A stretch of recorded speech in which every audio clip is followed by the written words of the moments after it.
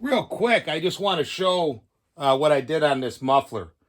Now, I still have the factory outlet, and I removed the spark screen. So technically, this would be considered a triple port, but I'd say 90% of it comes out of both of these tubes.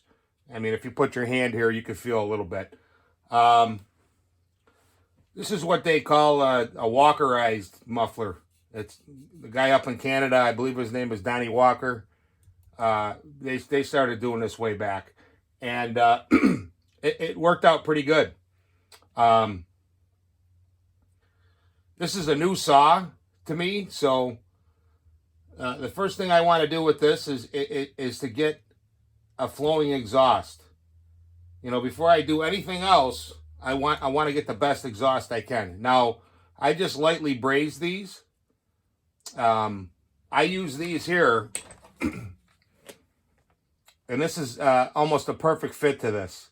So this pipe actually, you actually can tap it in with a hammer. It's that tight, but and it does a neat job of putting a hole. What you got to do is you got to take your hammer, your ball peen hammer here, and you got to get on there and whack it. You can whack a little flat spot, and then you can get a center drill in there, get a hole in there, and then you can do what you want.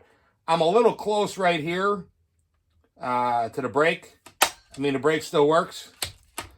This may end up getting a little singed, but I mean, I could basically cut that right off. I don't think it would affect the function, and it still works. So I probably should have came out just a fuzz, but like I said, I just lightly braise these in, and I could heat them up and I could pull them out if I want to go with a little bit longer tube, which I may end up doing.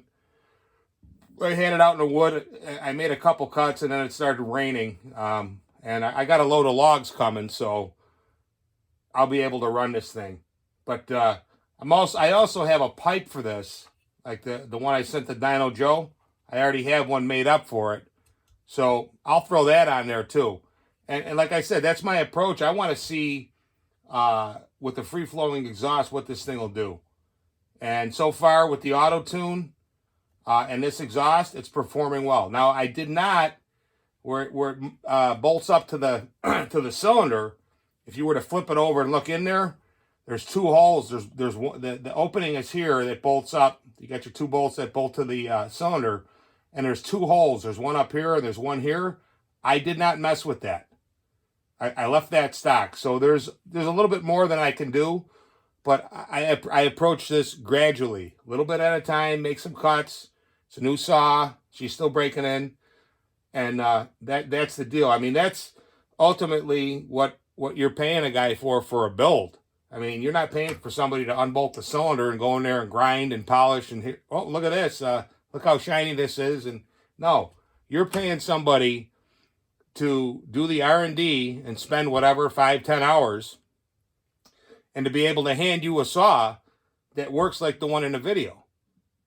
And it's also gonna, with this version, I'm doing a lot of reading and a lot of experimentation, did some measurements, and the way this is set up inside of here, I would say honestly, you could probably, the best thing to do would be to take this apart.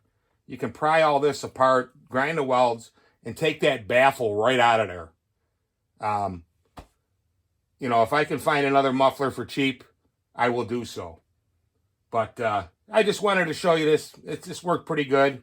The size of the tube is good. I think if I put, you know, two bigger tubes, it wouldn't be as nice, or it could be more. We'll see. But that's why I say I just braise these things on here.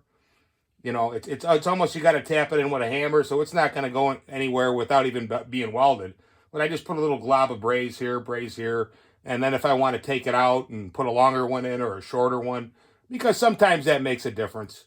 You know, you're talking a percent or two here and there, but you know, 2% here. I put the I deleted the compression release. Excuse me, the compression button for low, you know, when you're starting it. And there's a little bit of a small gain there. I don't know, 1 or 2 or 3%. But I mean, as far as compression, On this saw, I wouldn't really, I don't think I would increase the compression. I mean, I got about a tank of gas, and I mean, that thing, that's pretty stout for a 60cc saw. So especially the way this thing runs, it seems like she runs a little warm. I wouldn't go messing with the compression with this here. I mean, they made these what they are for a reason. I think if you were to really make this higher compression, you'd have to find a way to get rid of the heat. Otherwise, this thing wouldn't last 6 weeks. I mean, it'd probably cut like a Banshee for them 6 weeks, but after that, you throw it right in the garbage.